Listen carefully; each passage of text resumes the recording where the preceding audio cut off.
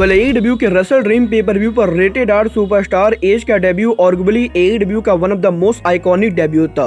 But guys अब यहाँ पर AEW के बाद एज ने NJPW में उनका डेब्यू और ड्रीम मैच कंफर्म कर दिया है। AEW में जूलिया हट के गायब होने को लेकर बैक स्टेज से काफी बड़ी अपडेट आ चुकी है। AEW के रसल ड्रीम पेपर व्यू के ऊपर सैमी गुआरा को काफी सीरियस इंजरी हो चुकी है। जॉन मॉक्सली के 2 हफ्तों तक इंजरी की वजह से गायब रहने के बाद AEW ने मॉक्सली का रिटर्न मैच अनाउंस कर दिया है। तो गाइज वहीं अगले हफ्ते ट्यूसडे नाइट के ऊपर AEW और WWE के head to head rating war के अंदर मर्सिडीज मून के AEW में डेब्यू प्लान लीक हो चुके हैं। तो गाइज चलिए बिना किसी देरी के शुरू करते हैं इस वीडियो को और सबसे पहले बात करेंगे रेटेड आर सुपरस्टार एज की। वेल गाइज AEW के रसल ड्रीम पेपर व्यू पर एज के डेब्यू करने के बाद आज यहां पर AEW के डायनामाइट शो से पहले एज ने ESPN के साथ उनका इंटरव्यू दिया था, जहां पर बेसिकली एज के इस इंटरव्यू के अंदर एज ने AEW में डेब्यू और उनके फ्यूचर प्लान को लेकर बात की। और गाइज जब यहां सर एज के इस इंटरव्यू के अंदर एज से मीडिया ने यह पूछा कि क्या एज के AEW को ज्वाइन करने की वजह से WWE कंपनी एज से नाराज है, और गाइज क्या एज के 25 सालों तक WWE में काम करने के बाद एज का WWE कंपनी को छोड़कर AEW कंपनी को ज्वाइन करना WWE और एज के रिलेशनशिप को खराब करता है। तो गाइज इसके जवाब में एज ये कहते गए कि एज ने जब यहां पर WWE के अंदर उनका कॉन्ट्रैक्ट एक्सपायर हो रहा था तो गाइज उसी समय हर किसी को ये बात मालूम थी कि एज यहां पर AEW कंपनी पर जाने वाले गए। और गाइज यहां पर एज के AEW कंपनी को डेब्यू करने के बाद WWE के काफी सारे रेसलर और काफी सारे हायर ऑफिशियल ने एज को पर्सनली मैसेज करके कांग्रेचुलेट किया है। और गाइज यहां पर एज को नहीं लगता है कि WWE के अंदर कोई भी एज के लीव करने से बिल्कुल भी नाराज है, क्योंकि गाइज यहां पर WWE और एज के बीच में काफी लंबा और पुराना रिलेशनशिप है। और गाइज AEW कंपनी में आने से WWE और एज की रिलेशनशिप पे कोई भी फर्क नहीं पड़ेगा। और बेसिकली एज के AEW कंपनी को ज्वाइन करने से WWE कंपनी एज के ऊपर बिल्कुल भी नाराज नहीं गए। वेल यहां पर WWE को लेकर बात करने के बाद जब मीडिया ने एज से ये पूछा कि एज के AEW कंपनी को ज्वाइन करने के बाद अब एज यहां पर आगे क्या करना चाहते गए, तो गाइज एज का ये कहना है कि एज के WWE कॉन्ट्रैक्ट एक्सपायर होने के बाद एज यहां पर 2 कंपनी के अंदर काम करना चाहते थे, जिनमें से पहली कंपनी AEW कंपनी थी जहां पर एज फुल टाइम रेसलर के तौर पर काम करने वाले गए। बट गाइस दूसरी जिस कंपनी पर एज काम करना चाहते गए वो AEW की partner in promotion and Japan की biggest wrestling company New Japan Pro Wrestling AKA NJPW गए। और गाइस यहां पर एज का ये कहना है कि 2011 के अंदर जब एज ने रेसलिंग को क्विट कर दिया था तो गाइस NJPW में ओकाडा और ओमेगा का वो मैच था जिस मैच को देखकर एज को दोबारा वापस आने की इंस्पिरेशन मिली। और गाइज यहां पर एज हमेशा से NJPW के बहुत ही बड़े फैन रहे गए, और अब जबकि एज यहां पर NJPW के अंदर compete कर सकते गए तो गाइज ये यहां पर एज का सपना है कि वो यहां पर NJPW के biggest pay per view Wrestle Kingdom in Tokyo Dome के अंदर compete करे। और गाइज वो यहां पर NJPW में जाके NJPW के biggest superstar the Rainmaker Kazuchika Okada को बीट करना चाहते गए। और गाइज यहां पर एज ने इस चीज को कंफर्म कर दिया है कि अगर यहां पर NJPW कंपनी एज को आने का ऑफर देती गई तो वो यहां पर डेफिनेटली रेसल किंगडम के ऊपर काजुशिका ओकाडा को फेस करना चाहेंगे। वेल गाइज आप लोग ओकाडा वर्सेज एज का मैच देखना चाहते हो या नहीं, आप लोग मुझे कमेंट करके बताइए।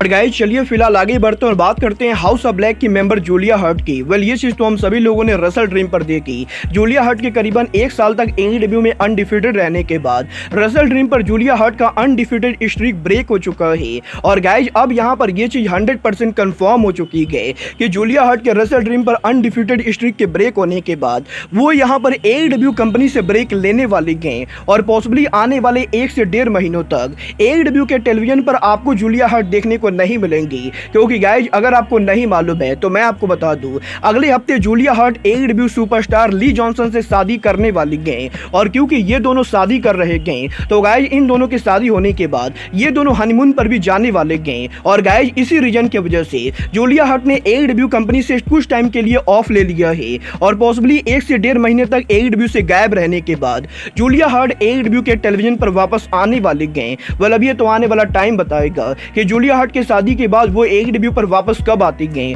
बट गाइज जहां तक बात रही रेसलर्स के वापस आने की, तो गाइज अब यहां पर अगले हफ्ते AEW के स्पेशल ट्यूसडे नाइट डायनामाइट के ऊपर AEW के one of the biggest superstar John Moxley का रिटर्न ऑफिशियली अनाउंस हो चुका है। तो ये बात तो हम सभी लोगों को मालूम है, AEW के साल के biggest dynamite AEW dynamite grand slam के ऊपर AEW के इंटरनेशनल चैंपियनशिप मैच के दौरान जॉन मॉक्सली को कंकशन इंजरी हो गई थी। और गाइज मॉक्सली के इसी इंजरी के बाद हमें पिछले 3 हफ्तों से AEW के अंदर जॉन मॉक्सली रिंग के अंदर देखने को नहीं मिलेंगे। बट गाइज मात्र 3 हफ्तों के लिए AEW के रिंग कंपटीशन से दूर रहने के बाद अब यहां पर मॉक्सली AEW पर वापस आ रहे हैं, क्योंकि गाइज AEW ने इस चीज को ऑफिशियली अनाउंस कर दिया है कि अगले हफ्ते WWE, NXT और AEW के head to head rating war के अंदर जॉन मॉक्सली AEW के ऊपर उनका रिटर्न करेंगे। और 10 अक्टूबर को AEW के ट्यूसडे नाइट स्पेशल डायनामाइट के ऊपर जॉन मॉक्सली AEW के अंदर एक बार फिर से इंटरनेशनल चैंपियनशिप के लिए कंपीट करने वाले गए। वेल देखना बहुत ही दिलचस्प होने वाला है कि मॉक्सली यहां पर रे फिनिश को हरा के AEW के ब्रांड न्यू इंटरनेशनल चैंपियन बनते हैं या नहीं। बट गाइस चलिए फिलहाल आगे बढ़ते और बात करते हैं सैमी गुवारा के AEW में इंजर्ड होने की। वेल गाइस बात करें यहां पर सैमी गुवारा की, तो गाइस जैसा कि आप लोगों ने आज AEW के डायनामाइट पर देखा होगा, ओरिजिनली आज AEW के डायनामाइट शो के ऊपर सैमी गुवारा और कोनोसुके ताकाशिता जेरिको ओमेगा को फेस करने वाले थे। बट लास्ट मोमेंट के ऊपर AEW ने इस मैच के अंदर सैमी गुवारा की जगह काइल फ्लेचर को डाल दिया था।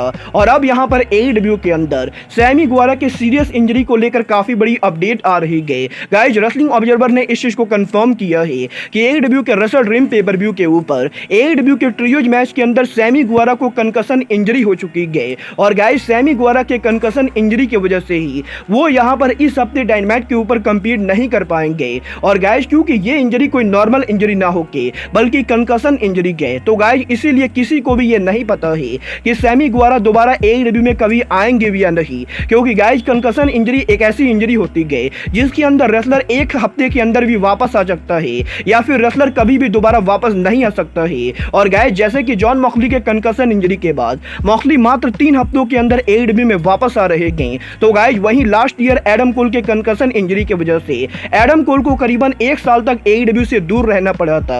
और गाइस अब ये आने वाला टाइम बताएगा कि सैमी गुवारा की ये कंकशन इंजरी कितनी सीरियस इंजरी है। क्योंकि गाइस अगर यहां पर ये कंकशन इंजरी ज्यादा सीरियस होती गए तो गाइस लंबे टाइम तक AEW के अंदर आप लोगों को सैमी गुवारा देखने को नहीं मिलेंगे। वेल गाइस मैं तो पर्सनली ये होप करता हूं कि सैमी गुवारा की इस बार कंकशन इंजरी ज्यादा सीरियस ना हो, क्योंकि गाइस AEW कंपनी अभी गुवारा को बिल्डअप दे रही है और इस समय पर सैमी गुवारा का इंजर्ड होना उनके करियर के लिए काफी खराब होने वाला है। बट गाइस जहां तक बात रही AEW के अगले हफ्ते डायनामाइट शो की, तो गाइस जैसा कि हम सभी लोगों को मालूम है 2019 के बाद AEW कंपनी खुलने के बाद अगले हफ्ते AEW कंपनी अब तक का बिगेस्ट कंपटीशन फेस करने वाली है। क्योंकि अगले हफ्ते ट्यूसडे नाइट के ऊपर AEW के special Dynamite head to head NXT के सामने जाने वाला है। और यहां पर यह पहली बार होने वाला है जब WWE और AEW के रेटिंग वॉर के अंदर जॉन सीना NXT पर अपीयर होंगे। और गाइस क्योंकि जॉन सीना NXT पर अपीयर हो रहे हैं, तो गाइस इस चीज के 90% चांसेस है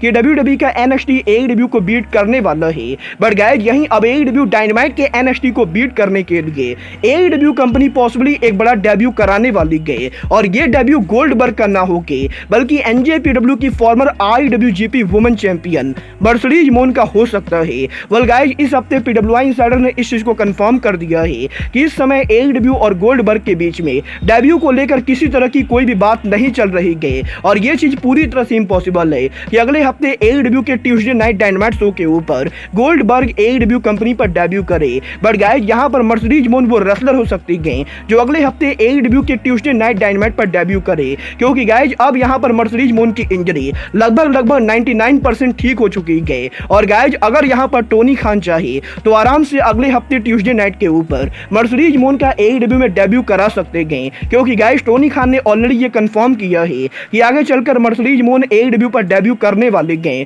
और क्योंकि अब यहां पर मोन की इंजरी ठीक हो चुकी है, तो गाइस पॉसिबली ट्यूसडे नाइट का डायनामाइट वो डायनामाइट हो सकता है जहां पर टोनी खान NXT को बीट करने के लिए मर्सिडीज मोन का AEW में डेब्यू कराए। और गाइस क्योंकि ट्यूसडे नाइट के ऊपर अगले हफ्ते सरिया उनका टाइटल हिकारू शिरा के खिलाफ डिफेंड करने वाले हैं, तो गाइस हो सकता है इस मैच के ओवर होने के बाद हमें यहां पर मर्सिडीज मोन सरिया को फेस ऑफ करते हुए दिखाई दे। और इन दोनों के करीबन 10 साल पुराने राइवलरी के बाद ये दोनों AEW के अंदर आमने सामने हो। वेल अब ये तो अगले हफ्ते AEW के ट्यूसडे नाइट डायनामाइट को देखकर ही पता चलेगा कि मर्सिडीज मून ट्यूसडे नाइट पर डेब्यू करेंगी या नहीं। वेल गाइज, आपको क्या लगता है, टोनी खान को NXT के खिलाफ मर्सिडीज मून को लाना चाहिए या नहीं? आप लोग मुझे कमेंट करके बताएंगे। बट गाइज, अब आज के इस वीडियो में बस इतना ही। मैं मिलता हूं आपसे अपने अगले वीडियो में। बट गाइज, तब तक के लिए good bye, good night and bang.